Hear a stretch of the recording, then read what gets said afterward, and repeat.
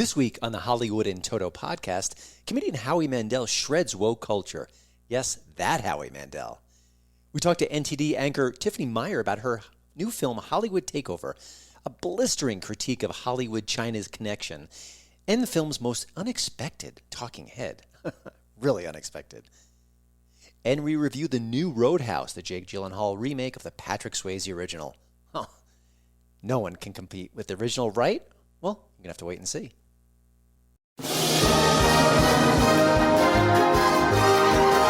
Welcome to the Hollywood in Toto podcast. Entertainment news and reviews without the woke Hollywood narrative. Free speech, free expression. Now that's entertainment.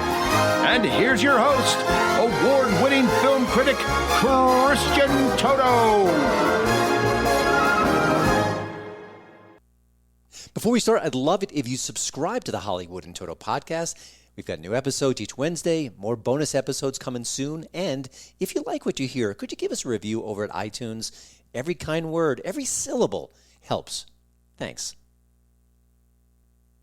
Some comedians have been fighting cancel culture with every cell in their body in recent years. You know the names: Ricky Gervais, Shane Gillis, Dave Chappelle, Bill Maher. Progressive Bill Maher has done a great job of fighting against the woke sentiment. Really good work. And then there's Howie Mandel. Really? Now, Mandel's been famous forever. I believe he's 68 now, which I guess makes us all feel a little bit older. But, he's done a ton of mainstream projects over the years. He doesn't fight authority. He cashes checks for the man. Yeah, I'm channeling my inner hippie here, but you know what I mean. He works within the system. He doesn't try to offend. He knows how to play along. He knows how to be funny without being so irreverent it's going to cost him a gig. But he still is a stand-up comedian at heart, and he still understands that the current cultural wave is not good and that it impacts his fellow comedians. Makes them say certain things they don't want to say, makes them censor themselves at the wrong time, and he is not happy about it. Mandel recently appeared on the Stand Up World podcast hosted by Mike Bender, a former HitCast guest, and he talked about comedy in ways that were really fascinating. I think some of these older comedians who really get the art form, they understand it, they appreciate it, and often those who float away from it float right back. There's something about it is compelling.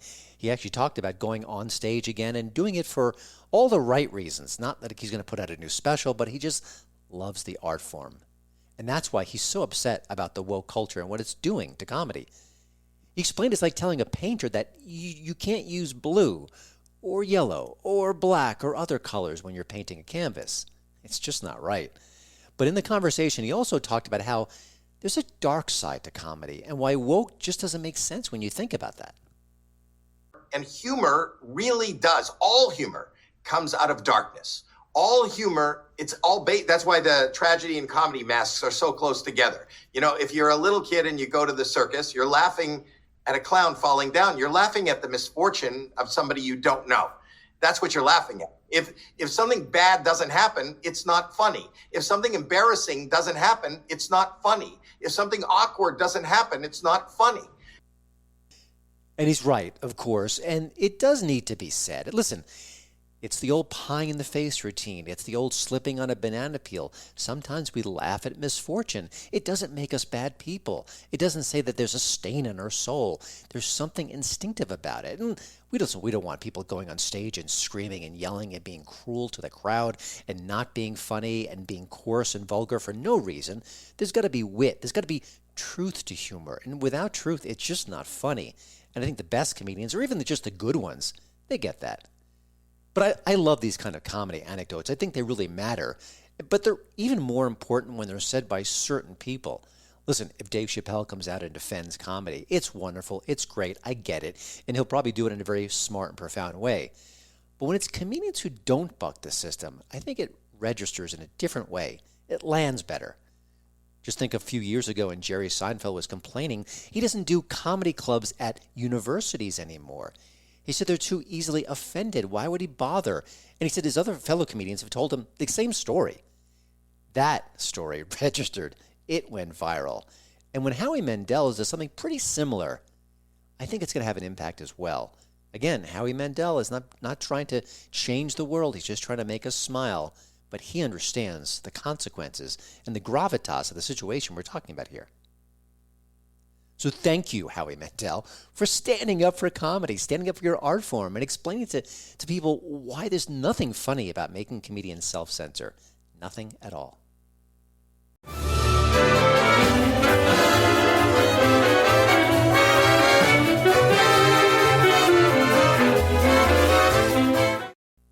Well, this week I've got Roadhouse on my mind, so of course we're going to have a trivia question tied to the film. The 1989 classic had Patrick Swayze as the ultimate bar bouncer, and he had to stare down some pretty bad guys along the way. You know the drill. You've seen the movie. We all love the movie. But can you name the singer who worked the Double Deuce bar in that particular picture? Here's a hint.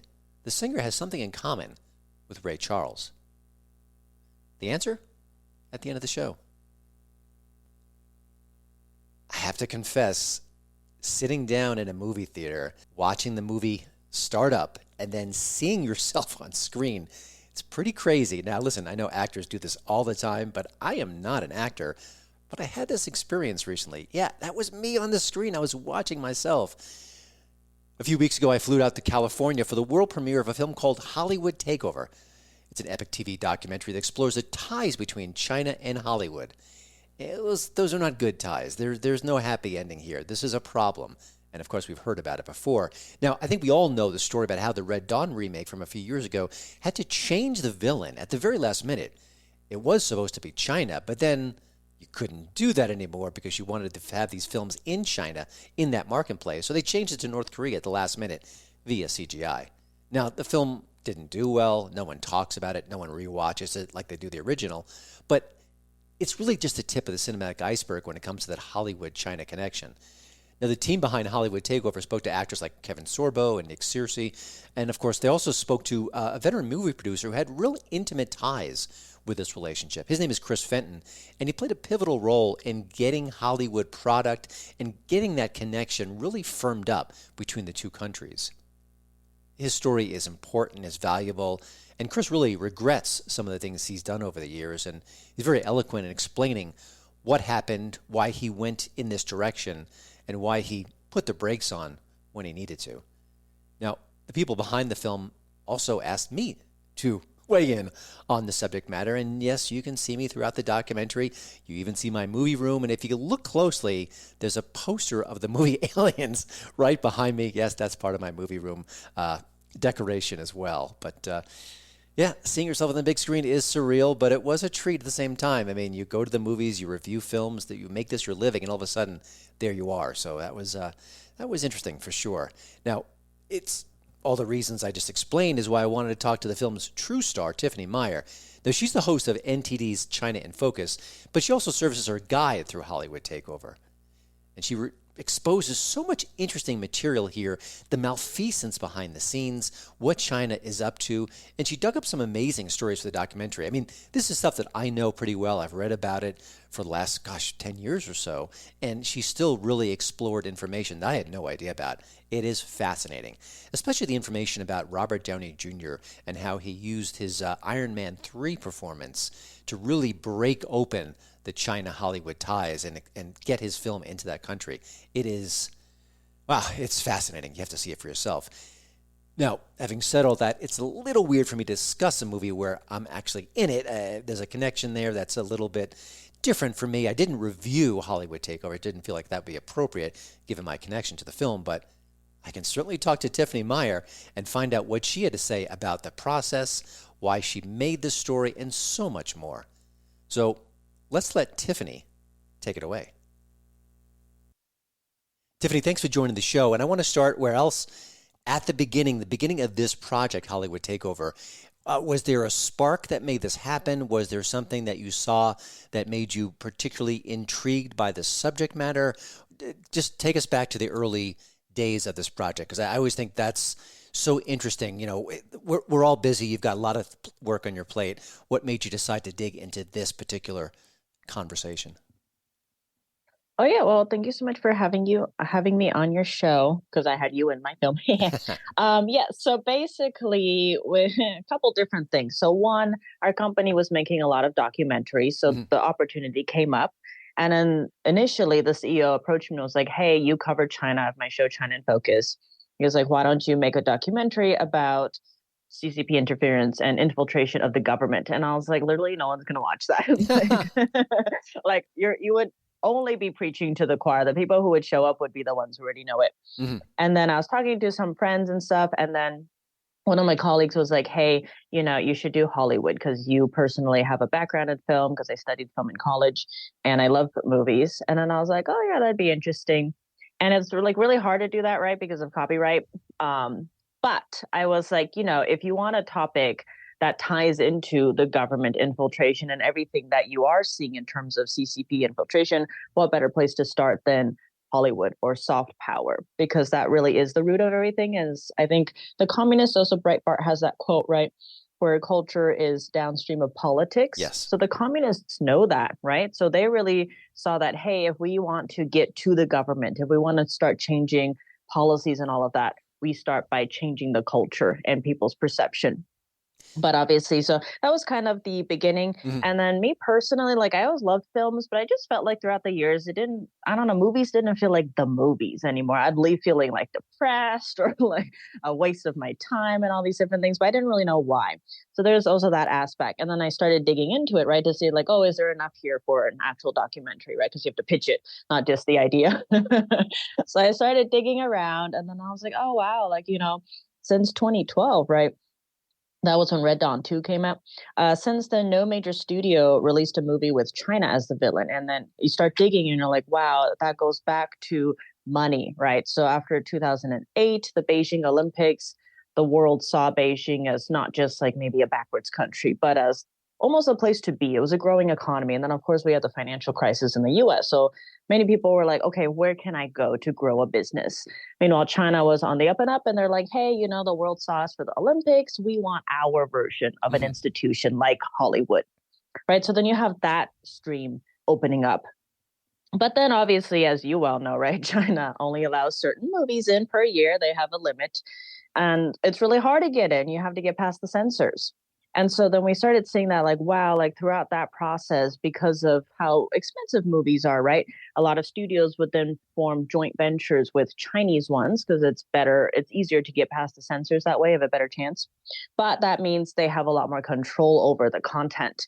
And then many studios are like, well, I have to make money for all my people, right? That I'm hiring and paying, all these different things. And they're like, okay, they start making changes. So in the film Hollywood Takeover, we talk about Looper and Iron Man 3 being changed, like the scripts being changed so that they could get access to the China market. And at the beginning, it just seems like, okay, Americans, capitalists, they want to make money. But then we start seeing that throughout the years, that started changing to the point that now you never see China as a villain. So what does that do? It's changing our perceptions of things. And then when it comes time to vote, right, you see all these different policies. You're like, wait, where does it go back to? It's really hard to trace it back. But now you're just like, what is the country I'm living in? That kind of thing. So that's a very long-winded way of how we got started. Yeah, no, I mean, it's important. And I think if you look at each particular film and these incidents that you capture in the movie, you could say, oh, it's not a big deal. It's just one movie. It's just one story. It's just one superhero yarn. But when you put them all together, it does paint a picture. It does have an impact on the way we view the world, which is fascinating. Obviously, one of the key players here is producer Chris Fenton. Fascinating to watch him. I've kind of known him just on social media. Can you share a little bit about his journey and why he was so eager to be a part of this? Because I mean, obviously, he was in the belly of the beast. He did a lot of this work, and now he's blowing the whistle. But just give us for those who haven't seen the movie yet, just give us a tease about why he's so critical to this film.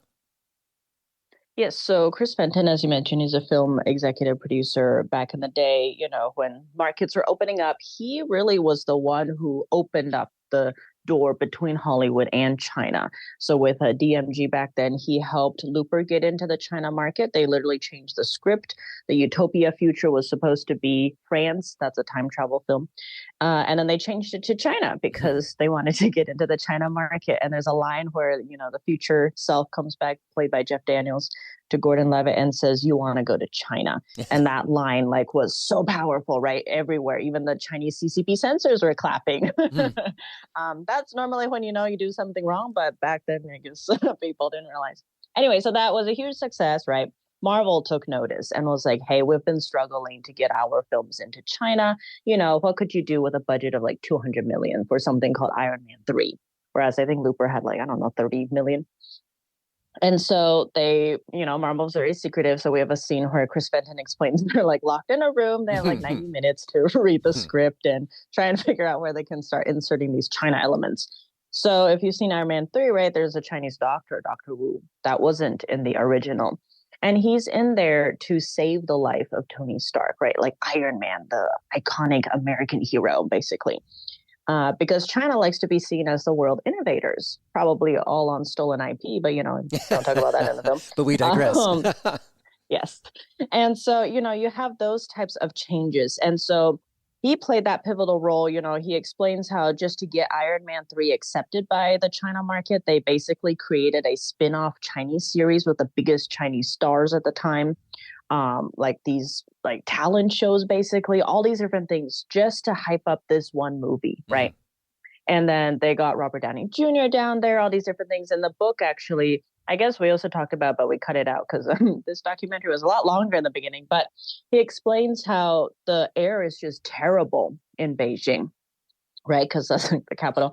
And of course, you have to have everything at the heart of Beijing. But literally, so Robert Downey Jr. comes, he's wearing a mask, and the like security guards weren't going to let him go because they're like, oh my God, the air is so bad. And then they're like, no, like we tried so hard just to get this project, right? Like you can't insult China. Like everyone's just like coughing and like sounding like they're dying, but like you don't say anything. You can never say that's about the pollution. Just it's the air. Yeah. So he was like, he liked to go jogging back then. Yeah, you can't jog. You would like die. Anywho, so yes, Robert Downey Jr. comes, but he knows how important this film is. So he takes off his mask and he goes down the red carpet, and the fans got a little crazy because like the security that China hired or they could hire were these like rural farmers that were like over 6 feet, but they had never experienced like the city life. So they were like freaking out. And so the crowds like overwhelmed everyone and everything. So it was like kind of a mess, but it was okay because the movie was a success. That's all they cared about, right? Yeah, absolutely. And so, yeah, so like those are two key movies that he really helped get in.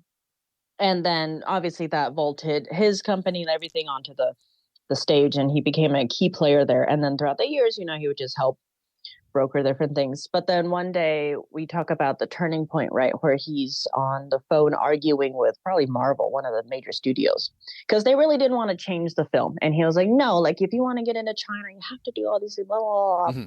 And then afterwards, his wife was like, whose side are you on? And he was like, of course, America, any dollar made over there is going to help American GDP, la, da, da, da. But then after that, right, he started thinking, I was like, and then in 2019 with which one was it called? The Houstons? Anyways, the NBA team, that was Daryl Morey, who was tweeting about the pro-democracy in Hong Kong. Got blacklisted, and everyone like that team shot out of China, everything. That was his punch in the nose, his metaphorical punch in the nose, like for Chris Fenton. After that, he was like, oh my gosh, like if you're standing up for just democracy, right, and you get canceled, he was like, wait. And then he started like reflecting on all the chain of events of people being like, are you really helping America, or are you like, pleading the line for China? He's like, oh, and like, no, you don't understand. Like, this is the aspirations of getting the two superpowers together, engagement. They'll be more democratic, more liberal, la la la. Like, you're wrong, I'm right. And then after that, he started realizing, like, wait, maybe, maybe I was part of the problem. So then he was, especially, I think that got cut up. But anyways, there's a line initially where he was saying he doesn't want his children to grow up in a Cold War. And so now he really wants to be kind of a player again, but in terms of helping to mend what was happening and basically what all the things that America lost, because he was also saying how we as in Hollywood in America taught China how to fish, as in make movies. And then they, as in the CCP, now knows how to make movies at the same level as Hollywood, quality-wise, but with everything they want, right? All of their talking points. And it's gotten to the point where post-COVID, you do see that the Chinese market, the sentiment is they prefer to go watch their own propaganda films, not these foreign, like Marvel films that try to enter the market. And so he's saying, like, we taught them how to fish, and now they know how to do it better than we do, and we get thrown out. And in the process of us teaching the fish, we gave up everything, right? Like human rights, free speech, all the 3 Ts, Tibet, Tiananmen, Taiwan, also Hong Kong now, like all the things that normally the world sees America standing up for, Hollywood as an institution gave up to have a piece of this Chinese market. Yeah. And so he kind of plays that character arc story in our film. I want to get back to where things are today a little bit later in the conversation, but I also want to ask, you're digging up a lot of stuff, you're investigating, you're speaking to different people. What was the most shocking thing you learned throughout this process? I mean, you knew some things, you have a grasp of Hollywood, you were learning about the relationship between China and Hollywood, but I'm sure there are, you mentioned the punch in the face for Chris, but what was it for you? What did you learn throughout this process that you were just taken back by? Right. So we do go into it in the film, the like history of China side. But I think that was really fascinating to me, just to learn that literally since the beginning, Mao Zedong, right, the founder of communism in China, he has talked about how there is no art for art's sake. So it's like from the very beginning, this is a completely different ideology than the West. We're like freedom of speech, freedom of arts, freedom of religion, all these things, right? Like that is the complete opposite since the very beginning. And so I think to understand that is why when you see all these different things, you're like, okay, this doesn't work, right? It's like, doesn't matter how much people like Chris Penn are like, oh, engagement, aspirations. It's like, no, if you understand what the Communist Party is fundamentally, you're going to realize none of that was ever going to work. Yeah. But they're very good. The communists are very good at playing the game. So they're very good at lying and doing all these things. Like, oh, yeah, we'll do these things. And then they like break all their promises. And then the West is like, wait, but you promised.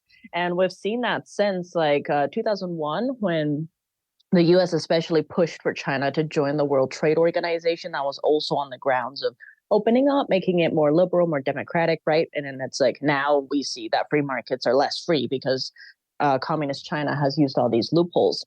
So I think like just learning that, right? It's like since the very beginning, Mao had this secret speech, right, in 1942 that talks about revolutionizing literature and art to follow the, quote, correct path of development, and that it is going to be used to overthrow our national enemy, which is the free world.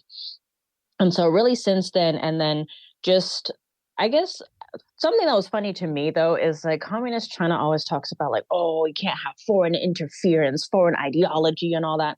But it's like, if you really think about it, Marxism came from Europe, right? Came from Karl Marx. That is a foreign ideology that was pushed on the Chinese people. But I think that ties into everything, right? Because the Chinese Communist Party is an illegitimate ruling power. And its biggest fear is its own people, the Chinese people, realizing that it is illegitimate. And so it does everything it can to control its population. But what we saw in this film, like throughout all the research, is that wasn't enough for the Communist Party. They then wanted to control the way the entire world views them, right? So it got to the point where through money initially, right, but all these different censorship things where studios started self-censoring, that then the world started seeing communist China the way communist China wants it to be seen. And what's the cost, right? It's like, it's not just the lessening of the freedoms of the free world.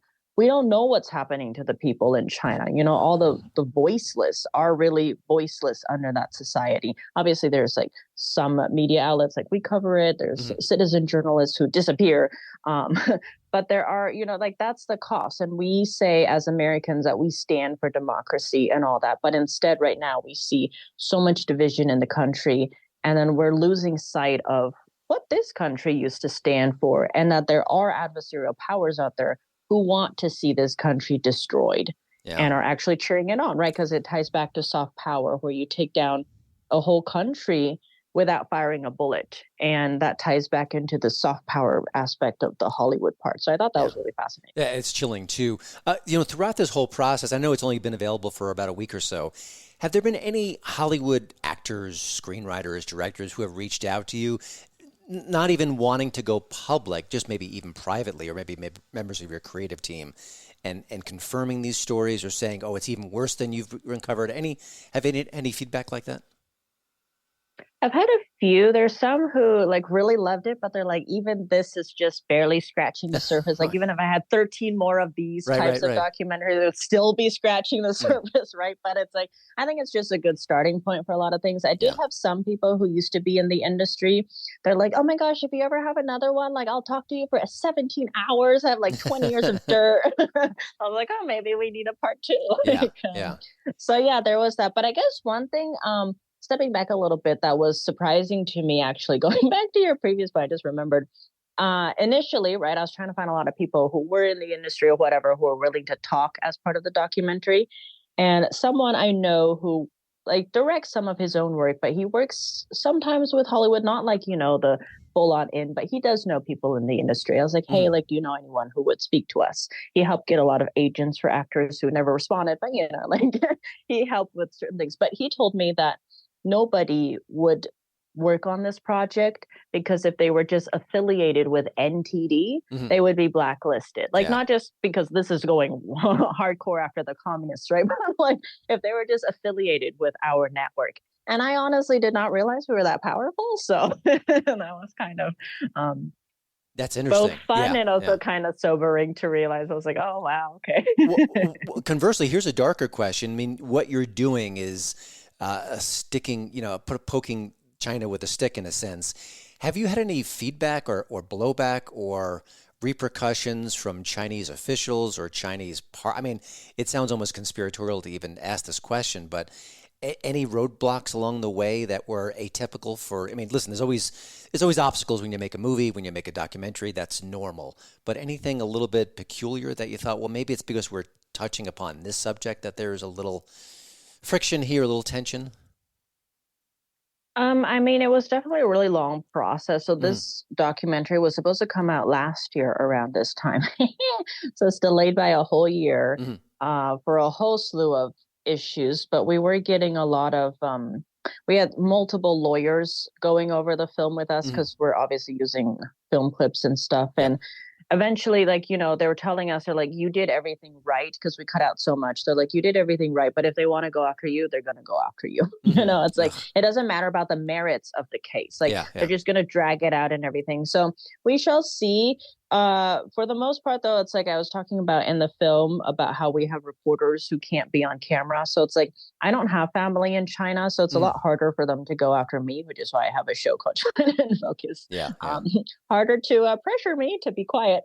But yeah, like, not this film directly, but other of our affiliated projects were when we were trying to get into theaters, they Hmm. wouldn't let us. Okay. And you're just like, okay, like, is that like why? Yeah, yeah, This one we haven't tried to get into theaters besides the red carpet event that we had, yeah. which was pretty good. But otherwise, like, this one in general, not yet, but we shall see. Yeah, It's as you mentioned, early days. that's right. Let's see if we get some lawsuits. You kind of hinted this before that what I've learned just watching the industry is that if you look at the Chinese box office, it's mostly homegrown movies now, whereas American films would be in the top five, maybe the top two. And now the American films are making much, much less. I mean, by a dramatic factor.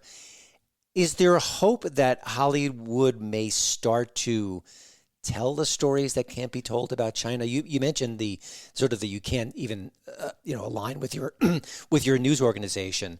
Is there any progress here? Because you would think that if the money goes away and you don't have to sell your soul to get into the Chinese marketplace, because even if you do, you're going to make a fraction, that things would get better. There might be an uptick in free speech, but it sounds like that's not happening. What's your sense there? I think you are seeing a slew of changes, like we mentioned earlier, right? With the pandemic, the Chinese market liking their own films. And Mm, then with the pandemic, because there was like 3 years of draconian lockdowns, like, it doesn't matter what you did, you couldn't get your film in. Like, yeah, yeah. no one could leave their homes, right? So it's like you're seeing that. But I think also with the change in streaming services, right? There's so many streaming services now. So because the market is getting more saturated, now you have things like Angel Studios, right? That came out with The Sound of Freedom last year, the Hmm. anti-child sex Yeah. trafficking movie. It had a budget of like 14.5 million and it made 250 million in the box office, right? So it's like you're seeing things like that where these more independent studios are coming out and telling those stories that Hollywood wouldn't cover, right? But then you're seeing the people vote with their dollars, and they're like, wait, we do want more stories like this. And I think with Angel Studios in particular, they had this pay it forward function at the end. And I think that really helped them in terms of profits and getting, people to the theaters and stuff. And they just released another one called Cabrini. And then you're also seeing people like Gina Carano, who was in The Mandalorian, right? Disney, and then got kicked out. And now she's with Daily Wire, which is, in the film. So I think you are seeing just with all these changes where it's not just the big institutions like Hollywood who can make the movies, right? I think that part of that is technology. Anyone that has a phone basically can make their own thing. I don't know how good the quality would be, but it's like with all these different apps and things, people, if you have that creativity and stuff, I think you are starting to see where it's the story that matters, with all these blockbusters, it's like, it doesn't matter how many millions you poured into the CGI and stuff. It's like people get bored. They're like, where's the narrative? I think you talk about that in your book, Virtue Bombs, right? It's like all these different institutions going woke. And it's like, people don't want that. They're like, why are you trying to change history? It's like you have a film about set in like England and they're like, where's the black people? It's like, well, they weren't isn't there. this a historical film? Yeah. Or like Shogun, the recent Japanese film, they're like, why the blacks? It's like, but this is Japan, Imperial Japan. Like that would be a story if there were blacks. It's like all these different things where it's like, you have to change the character. They have to be mixed marriages or like lesbians or gays or something in between, the whole rainbow of the spectrum or whatever. But then people are like, wait, but that's not what I want to see. It's like, fine if, you have part of that in a small dosage, whatever. But then it's like, if it's just being shoved down people's throats, they're like, but I don't want that. Like, I went to the movies to be entertained, not to get like lectured. Right. Yeah. Well, so I think you're seeing that change. And I think one of the problems that I found with the diversity push is on paper, there's not a lot wrong with that per se. We want to have, everyone get a chance to be on screen directing a story. But also, I feel like when there's the focus on that, when it's the hyper focus, I feel like the storytelling suffers. It's almost like my focus as a storyteller is so dedicated to... You have these like ingredients. Yeah, but you're going to lose in the forest of the trees. One last question, Tiffany. You have a lot on your plate. Just the fact you're able to make a film like this while juggling your other projects is impressive. Are there any other subjects you'd like to tackle, or do you think maybe you'll just stick being an anchor for now, or can you see any follow-up movies, or even not even Hollywood based, but just what you would like to do maybe down the short road? Yeah, there was one that I think would be super topical right now is the so-called green energy revolution, renewable energies, and how, that's always being pushed as, we'll reduce dependency on China. But in reality, all of these policies is we're being more and more dependent on China because China corners the market in terms of these rare earth minerals that you need for electric vehicles, solar panels. America used to be the ones who created solar panels, and then we lost that entire market to China, and then now you have all these different things where people are like, oh, Trump started the trade war. It's like, not really. China was waging one. Trump just kind of brought it back to them. Fired back. But then it's like part of the tariffs that he imposed, right, on Chinese imports. One of the ways he did that was he then opened up what's called UCMA, or the U.S., Mexico, Canada North American workers thing, basically. It's supposed to help North American workers and companies. But you're already seeing China, communist China, find some loopholes. So they've started putting their BYD, it's like a Tesla equivalent electric car. They're putting plants in Mexico. So they don't have to do those foreign import tariffs.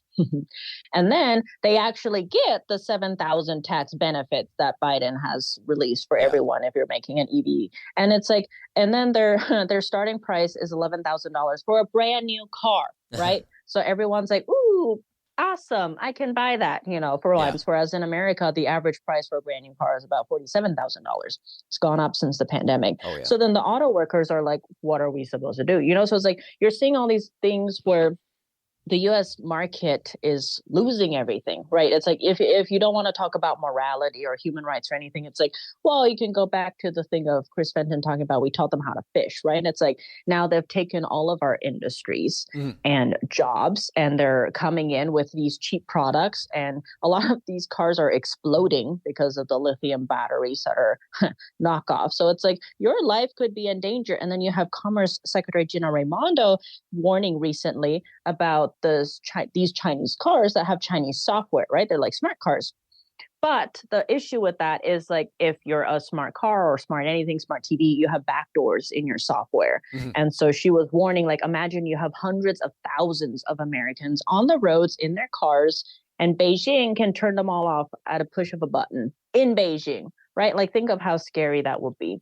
In terms of, especially as we're seeing the tensions between these two countries. We're not just talking about peacetime, right? It's like there are actual tensions between these two superpowers, whether that's in terms of, Taiwan is a democratic country, island country next to China that China calls their own.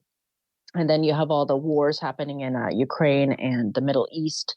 Actually, side note, China always likes to be like, how Putin is claiming Ukraine belongs to Russia because of maps from like ages ago. That's right. It's like, well, if you really want to talk about that, then China should be called West Taiwan because, communist China never ruled Taiwan. But anyway, well, it sounds I like digress. You might have another film under your belt sooner Yes, but than I later. think someone else is working on that. So Okay. I'll just give them my ideas.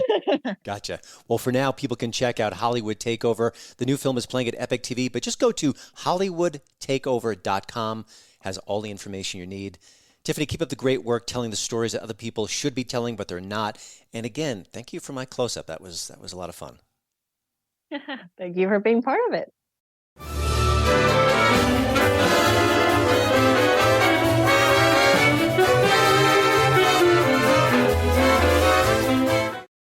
There's a weird thing when you're a film critic and you've missed certain just classic films. There are some old films from the 30s and 40s I've never seen. I do hope to catch up with them. But one of those movies that fits that bill for a while for me, gosh, probably about 3 decades, was Roadhouse. I had never seen the movie. I had heard about it for sure. I somehow missed it in theaters when it first came out in 1989, but just never caught up with it. I thought, it just seems like, it's a bouncer movie, not my interest. I'm not a huge Patrick Swayze fan. I'm so sorry he died at a young age, and I understand why people love him. He was attractive. He was interesting. He had a presence about him, but, it just wasn't in my wheelhouse, let's put it that way. But last year, I just finally relented. I said, I've got to see this movie. I had it on Blu-ray. Let's just check it out. And it was a hoot. And I thought, this movie is awful in the best ways possible. It was so dumb. It was so over the top, and I just had a great time. And then I rewatched it last week, and I'll tell you why in a second, and I had a different reaction. Yeah, it's cheesy, it's silly, it's so 80s in many ways, but it's also well-structured. It really doesn't have any sort of dragging elements to it. It really has a good propulsion to it. It's almost elegant in a weird way. I mean, it had a sense of purpose. It really was true to itself. And who doesn't love Sam Elliott? I mean, my gosh, the guy's a legend. But I watched it recently again because I wanted to prepare for the remake. And of course, that stars Jake Gyllenhaal in the role of the ultimate bouncer. Of course, the name again is Dalton. And it turns out maybe I should have watched the original a third time instead.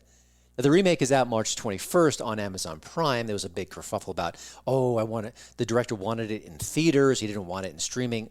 Who cares? Let's just talk about the movie. And it does follow a pretty similar blueprint to the original story.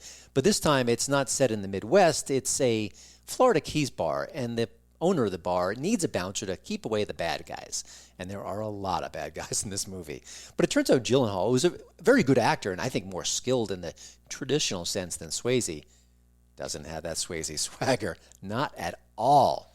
There's no larger-than-life charisma in the story, and you need that in a film like Roadhouse. It's just what it is. The film's first half was pretty dull. There's a good introductory sequence where we can see how good a fighter Dalton is. But other than that, I just thought, this is flat. And I turned to my wife. She was watching it with me at home. We had a screening link. And I said, this is flat. This is flat. And she agreed. Now, she's not a film critic, but she has a sense of things, and she doesn't always agree with her husband, but on this time, I think we're on the same page. Now, the story does perk up a bit when Conor McGregor comes on screen. He's playing a baddie who's hired by the villains to get Dalton erased from the scene permanently. And I have to say, I don't know if McGregor's a good actor or a bad actor. Who knows? Who cares? He really is fun to watch. And especially, he's just a menace on screen. He's just terrific. He's the best, really the only reason to check out this film. But I think there's a larger lesson here about Hollywood remakes. And it's simple. You need the why. Why remake a film like Roadhouse? What's the point? What are you adding that's new and exciting and different? Otherwise, it just feels like a cash grab. And this one, it feels like a cash grab. Again, Gyllenhaal's a good actor, but he looks a little bored sometimes. And I don't think he's trying to be bored. I think he's trying to be tough. I think he's trying to project a personality. I think he's going for something, but he just doesn't have it in him. Listen, there are a lot of good actors in the world who just have a certain range, and they can't go beyond it. I think this is beyond his range. And ironically, a lesser actor like Patrick Swayze, this was a sweet spot. No, I think Roadhouse would do very well on streaming. It just, we have lower expectations when it comes to projects like this. On the small screen, we're not going to the theater, we're not hiring a babysitter, we're not fighting for parking. It just lands differently. And I think people will be curious, what would a new Roadhouse look like? And that's just the way it is. And of course, that's also why Hollywood makes these kind of movies, We're curious. It's a low bar. We want to check it out. We want to compare and contrast. It's got a built-in audience. It's just the way it goes. But I'm going to bet that even the people who check out Roadhouse over the next few weeks, they're not going to watch it again. And I guarantee they're going to rewatch the Patrick Swayze original again and again and again. And you know what? I might too. All right, let's get back to the trivia question. All things Roadhouse this episode. One of the very great things about the movie is the bar band that plays through all the chaos. There's a screen in front of them. They're throwing beer bottles at them. It's just absolute mayhem. But it turns out those are real musicians on screen. And they're led by Jeff Healey. He's a singer-songwriter who didn't let his lack of eyesight stop his musical career at all. He battled cancer early in his life. He lost his eyesight. And then later on as an adult, the cancer came back, and he ended up dying of sarcoma cancer at the age of 41. It's a tragic story, but he is part of movie history, and he is an excellent element of Roadhouse. The original, the one you should rewatch if you haven't seen it in a while. It is just plain fun. Well, that's it for the show this week. Thanks again to Radio America for having me as part of their great podcast lineup. And while I have your attention, I want you to drop by HollywoodInToto.com. I update it 7 days a week. You've got news, reviews, commentary, guest artists kind of chipping in, filmmakers sharing their vision, sharing their new projects, and of course, everything about the wacky world of Hollywood. It is the right take on entertainment, and it's been woke-free since 2014. See you next time.